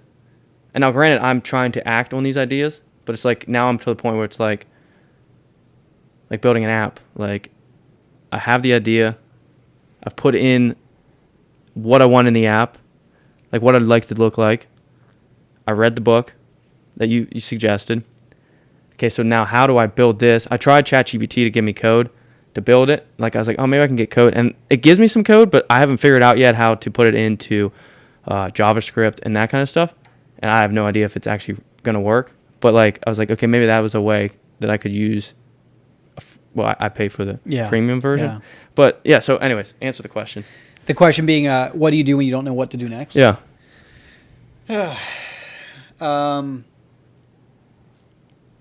What to your thing about like. One thing I thought about as you were relaying that question is you have a story. There's something about you that makes you unique. Use it. Like leverage that. Like my story is the whole Tussey Landscaping background, the foundation it gave me, all of that. Like for you to come in and try to replicate my story, it's borderline impossible. But it's so easy to look at the end result of someone else's story and be like, oh, I want to replicate that, right? But like, what is something that you can do? What is your genius? What is something that you are better than anyone else that you know at? Like, how can you turn that into a product or a service? And I know you have that idea for your app. So like you've said everything you've done thus far. One maybe oversimplified way of it, you have a job currently. Hustle at that to create the extra cash flow, to go get some cheap resource to build a test prototype, and then find a way to get a couple people to use it. It's amazing when you do look at the success stories and try to reverse engineer them. It's amazing how simple some of them are, or just lucky. Yeah. Right. And then you see, like I love the comparison of like SpaceX and Amazon's Blue Origin or whatever that like the one sends out hundreds of rocket launches a year. The other one spends 5 years trying to make sure that the one that they send is perfect. Mm-hmm. Which one would you rather be? Which one gets way smarter, way faster? The one sending ones out all the time. Exactly. Yeah. So it's like repeated darts on the dartboard until you're like, bam, nailed it. And you're like, that I wasn't even expecting that. I got lucky. Okay, keep going. Yeah. And so eventually you climb enough of rungs of the ladder, get lucky enough of times, you hit the bullseye enough of times with your darts that eventually you pull something together. And that's kind of why it connects back to this idea of like, just who can stick at it the longest. And so to try to answer your question, I would just say think strategically about what is the next dart you can throw, which kind of connects to that lean startup book of like, what's the next thing you can test? What's an assumption you made? Do people even want this app? Is it a problem they're even aware of wanting to solve? Because something that's way harder to sell is something that the general populace or your target customer profile is not even aware of. It's way easier to sell something that they already are aware of and already know that they want. It's just a timing or whatever consideration thing. What I'm trying to say is, I'll give you an example for Synced Up. Like the owner-operator contractor is usually not even aware that an app like Synced Up exists to solve their problem. They're not solution aware, but they are probably might be problem aware, and they for sure are pain aware. And so our marketing is meaningless if we're talking about synced up, if we haven't addressed the problem solution yet. And so a lot of our marketing is around pain aware stuff. Like we're talking to the person that feels the pain, but doesn't even know how to name or articulate the problem, and definitely doesn't know that the solution exists. So that's way harder because you have to get them through so many more phases of education and consideration before they finally turn into a customer. Yeah. I mean, if you're selling bread or milk, everybody knows that like I want milk. That's not even a thing. I'm aware of milk. I know what it does for me. It's just a matter of where's it the most convenient to get. Yeah. You know. Yeah, and I think if you target the emotion, like you can sell. Like if you're targeting something where like you speak to them, they feel it, and they're like, "Man, that is me." Yeah. They're gonna be more like, feel it. Do you know Donald Miller, The Story Brand? No. It's another book, and it's one I read a while back, but not recently. But it's kind of like it's a person that came up with kind of a formula, so to speak, to reverse engineer your brand into a story, because humans buy stories. We're emotional. We make decisions based on emotions. Like even the most seemingly logical decision is like, you know, I might not go to get the milk because I just don't feel like it right now. Yeah. Yeah. Yeah. No, that's like, yeah. So this is what I started.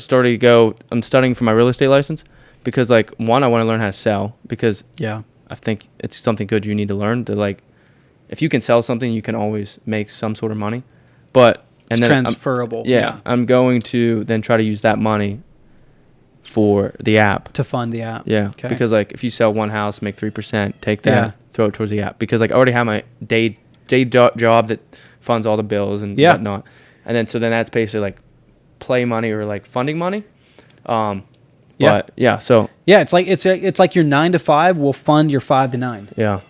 Yeah. Yeah. Well, yeah. I like how Alex Hormozy says the difference between someone who's like working towards something bigger or like it's not your 9 to 5 that's holding you back. It's your 5 to 9. Like, what are you doing in the hours outside of your job?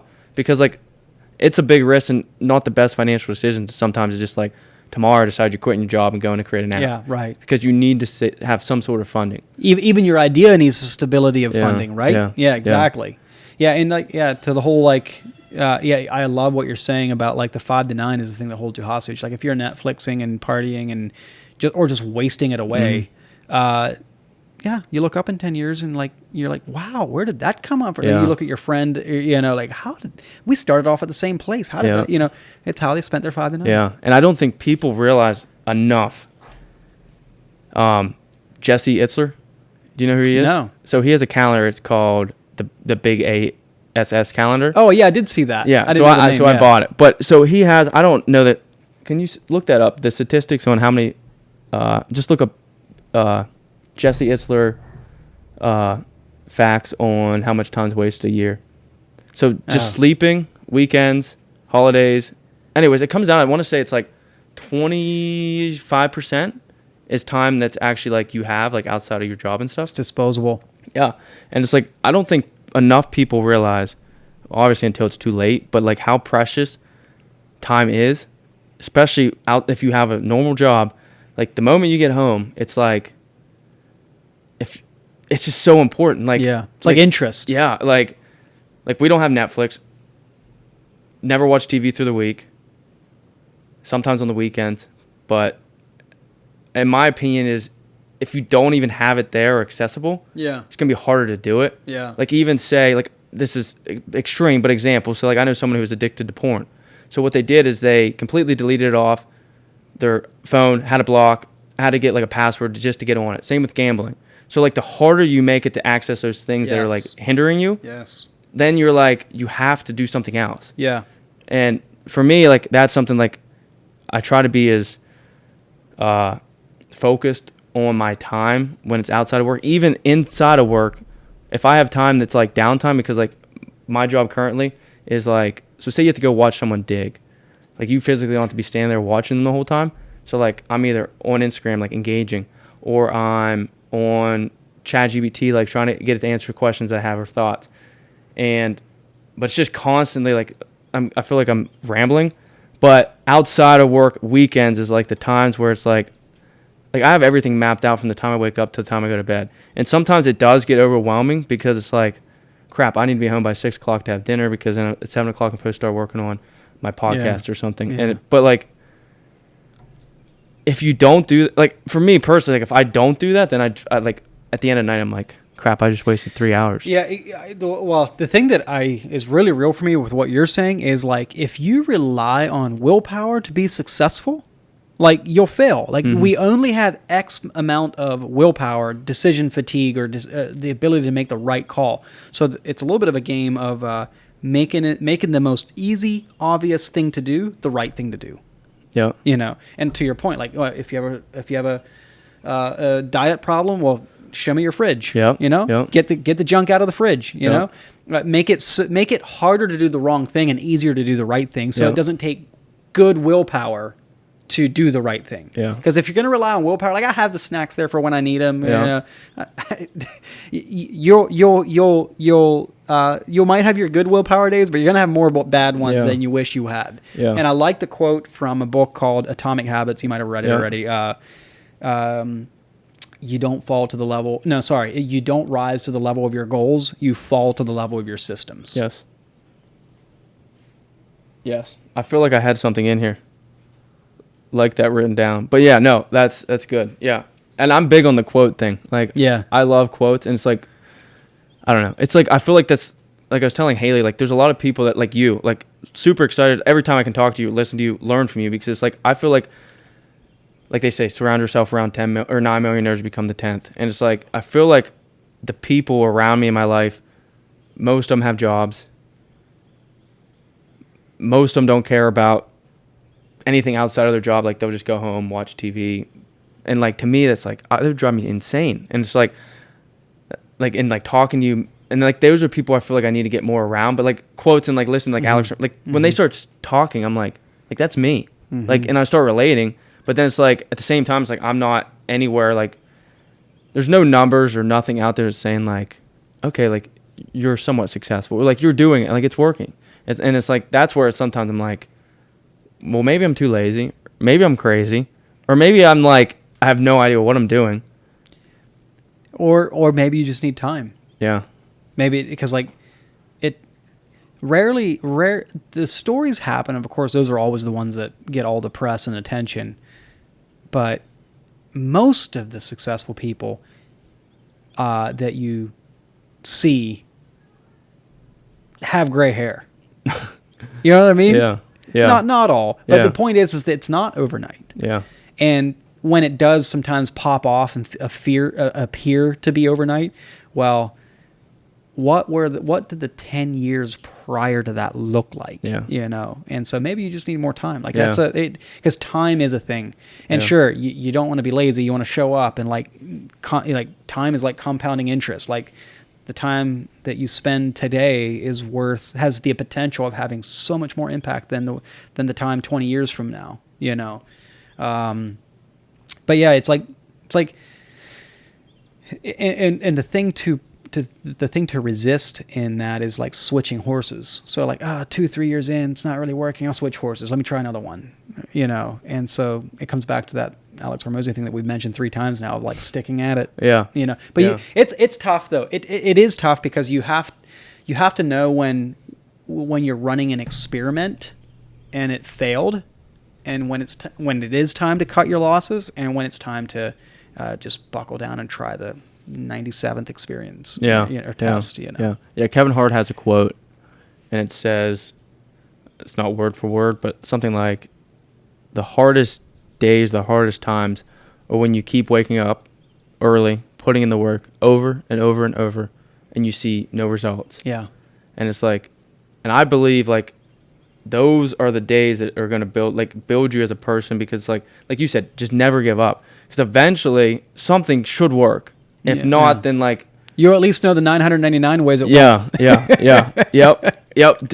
And like that's where you need to learn about your mistakes. Like, don't keep trying the same exact thing. Yes. And it doesn't work. And it's like, don't I guess think you're smarter than don't be like, no, this is a great idea. It's like, okay, well, you've tried 100 times. It's not going to work, I guess. Yeah. Because, like, I don't know. I guess eventually it could. Well, I was just listening to a podcast. You might know this guy. What's his name? I forget his actual name, but the name of the podcast is The Diary of a CEO. Yep. He interviewed Kevin O'Leary. Okay. He's on Shark Tank? Yeah. Yeah, that guy. Yeah.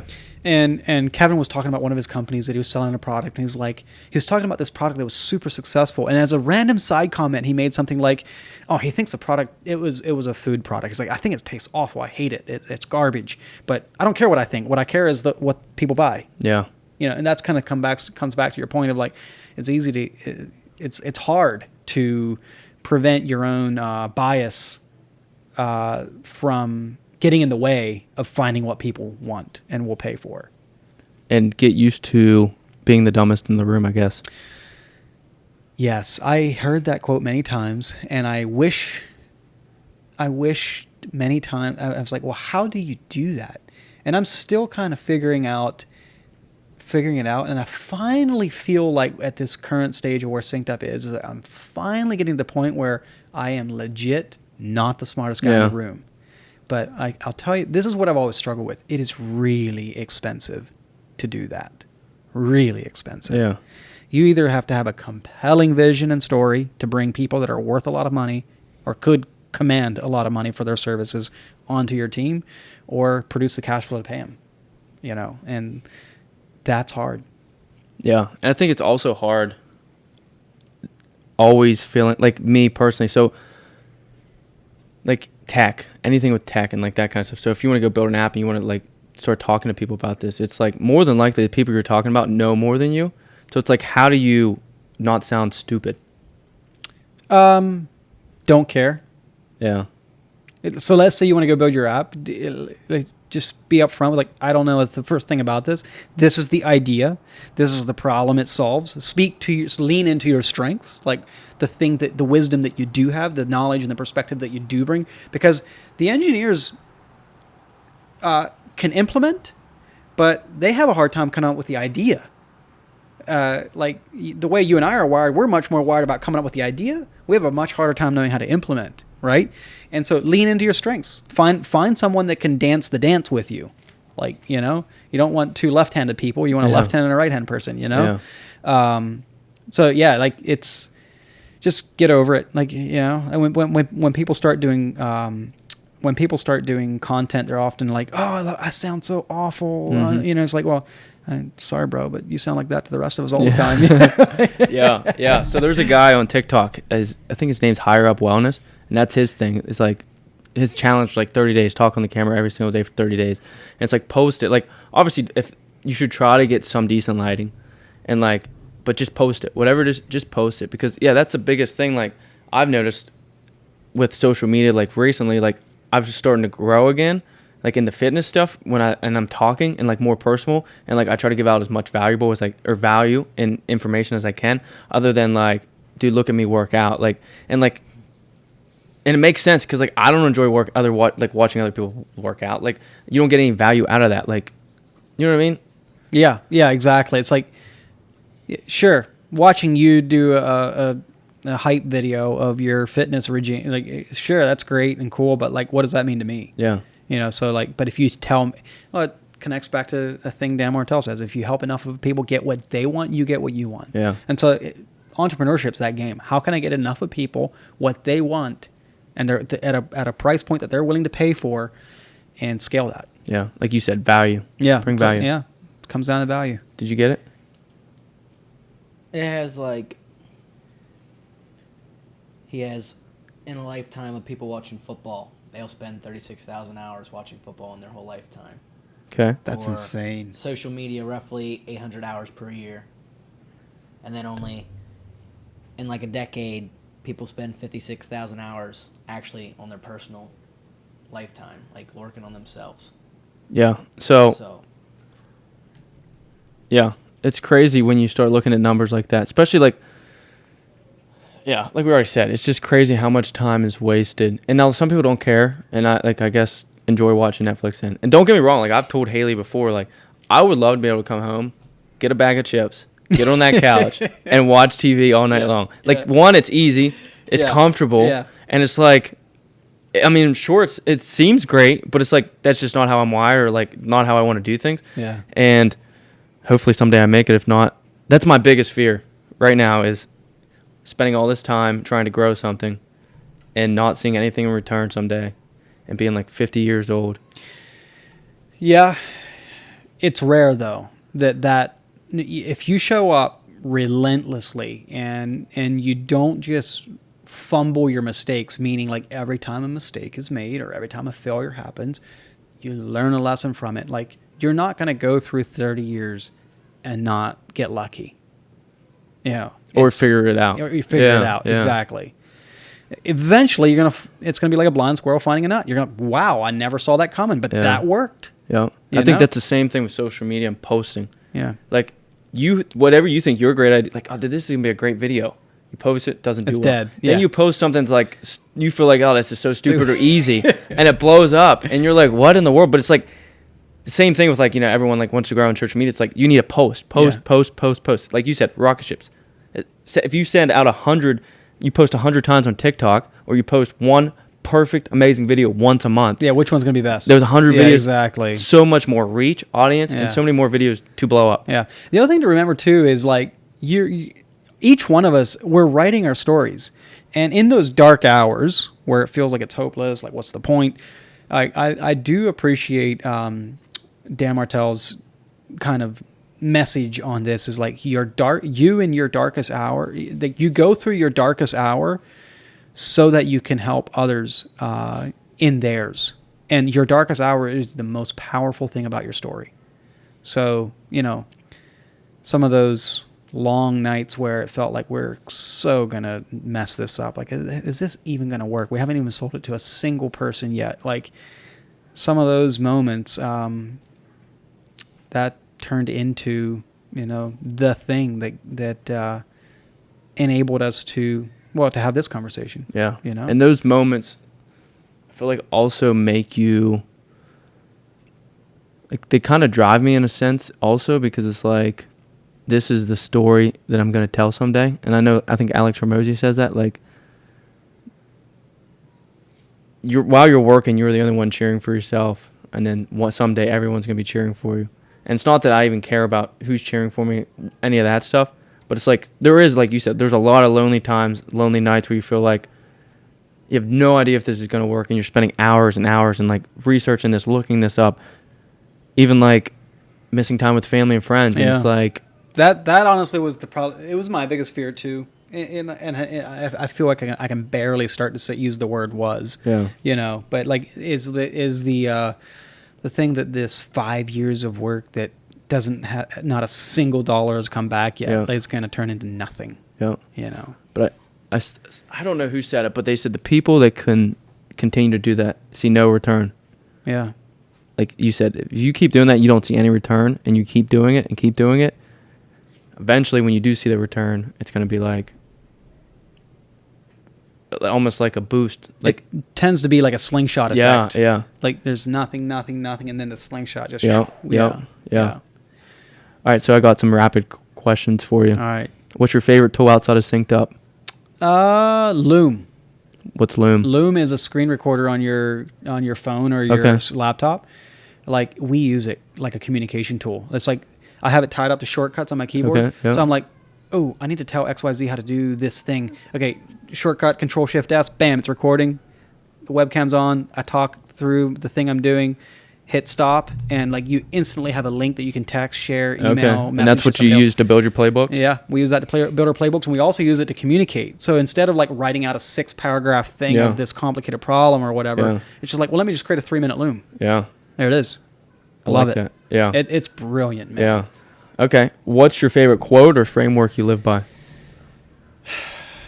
Favorite versus live by. That's. You can do both. Yeah. No. I appreciate the quote, "No pressure, no diamonds." No pressure, no diamonds. We want the diamonds, but we don't want the pressure. And that's what I kind of tell myself when those days roll around, is like, these are the moments that define you. These are where you learn the lessons. Or hopefully you are learning the lessons. If you're not, then it's wasteful, Yeah. But yeah, no pressure, no diamonds. And how you do anything is how you do everything. So if you take a little task, if you're on our team and you take a little task and you kind of like poo-poo it off, and it's not that important. Like, all right, or even something outside of work, the way you treat yourself, the way your fitness, your health, your family. Like if you don't take care of yourself, okay, that tells me something about you. You know, the way you do anything is how you do everything. Do you know who Andy Elliott is? Who? Andy Elliott. No. Andy Elliott? Andy? I don't know, something like that. He's a salesman. Okay. He like blew up recently. He's like this. He's bald. He's like pretty jacked, and like he's almost like a Grant Cardone. I feel like. Okay. Where he comes out with these crazy thoughts and beliefs almost. He might live by them. I don't know, but like one of his things was like if you don't have a six pack, you're not on his team. I can kind of see that. Yeah. I mean, that's a radical thing. Yeah. I can kind of see that. Yeah, because like a guy was talking to him or something, and cause he's big on like selling, because that's how like he sold. He says the most cars in America the 1 year. So then like now he sells like he has a business about teaching you how to sell, something of that nature. But anyway, so someone came up at like one of his conferences, was asking him a question, and he says, "Take off your shirt." The guy takes off his shirt. He's overweight. And then he just starts going on about how like if you can't take care of your body and like that stuff, like to me that's represents like if you can't take care of your body and like that's something that's simple and important, like then like you're not going to be a good salesman. Whatever. I get it. Yeah, I get it. I mean, I've seen Dan at a live event. It's crazy. Guy comes up and it's like, "Oh man, what should I do about this business problem?" And it's like, "Well, have you done this?" "Yeah, maybe not consistently." It's like, "Yeah, I know that." "How did you know that?" "You're 20 pounds overweight." Yeah, it's just like, and Dan, I could not do that. Yeah, but it is kind of how you, it is. I think though you get to a point eventually, I'm sure you'll get that way too, where so many people ask you the same questions over and over, and it's like, even like with me personally, like fitness, everyone wants to know how to lose weight, and like you can tell someone 100 times what to do, and they don't do it, and it's like, okay, well, 101 time they come and ask me the same question, it's like you start to get like I know what you're doing wrong, like you're not counting calories or something. It's like I feel just like eventually you get to a point where it's like, I don't know, you slightly get annoyed by like people asking questions that they should already know the answers to. Well, I think what annoys me is when somebody asks a question, give them the answer, and you know they're not going to do it, or they're like, "Well, that didn't work." Well, you never did it. Yeah. It's not so much, and even in the overweight example, it's not a perfect example because there's people that have health issues and all that, but like that, but it's just like, it's fun helping someone or answering questions from someone that is genuinely going to do something with it. It's fun helping someone that's going to change or to grow and improve with the thing that you gave them.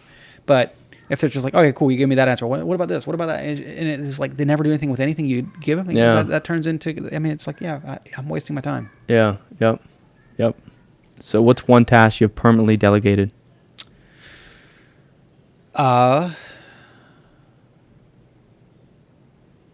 Email. I hate email. I stay out of email as much as possible. Email and Kyle. I mean, those are easy.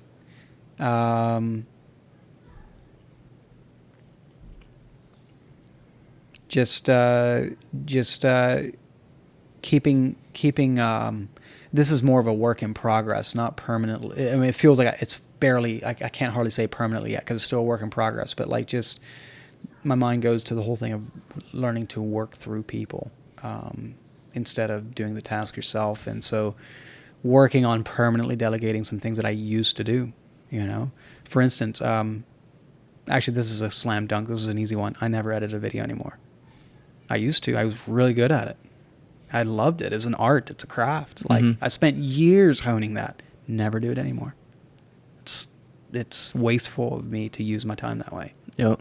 Yeah. What's one advice you'd give your 16-year-old self? Ooh. Well, if I would tell my 16-year-old self what Greg told me at 21 or whatever I was at the time, I'd have saved 5 years. Yeah. But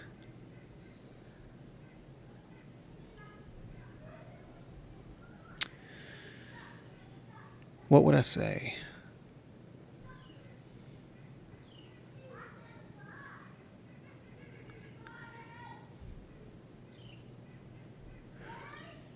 Learn to trust.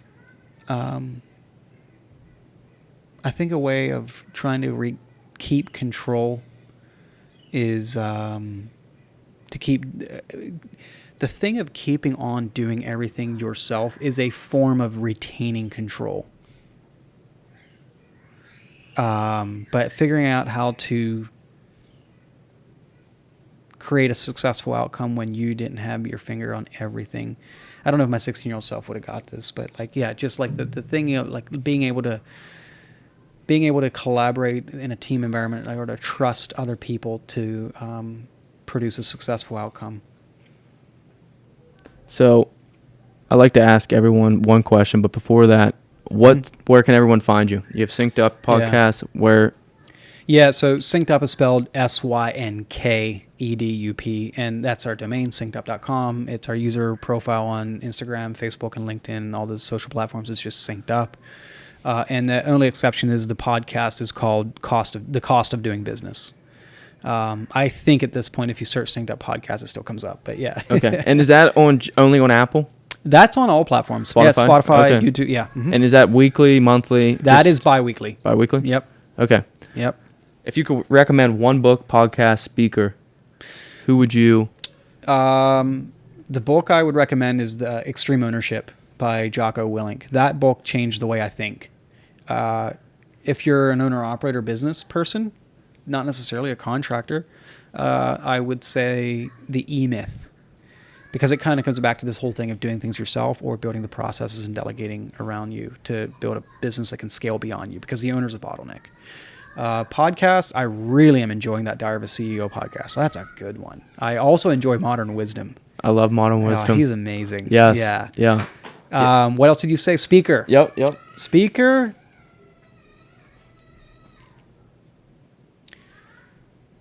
This guy I've listened to 10 plus years ago, Marcus Sheridan. He's in sales and marketing. He's a really good speaker on sales and marketing.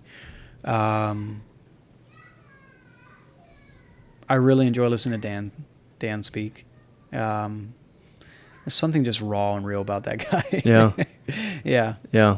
Well, I appreciate you coming on. Dude, this is amazing. Yeah. Thank you. I learned a lot. Like I said, I've been looking forward to it, learning from you. Yeah, me too. Yeah. I mean, this is invigorating. Genuinely, this is like, I feel ready to go back and tear through the rest of the week now. Yeah. Like sometimes you have to stop and just kind of like, I don't know, like just take a breather. And this is truly like taking a breather for me. Like this gives me energy. So Thanks for doing it. Yeah. Nope. Thank you. Absolutely. Appreciate it. And good luck on your idea. Your story is just being written.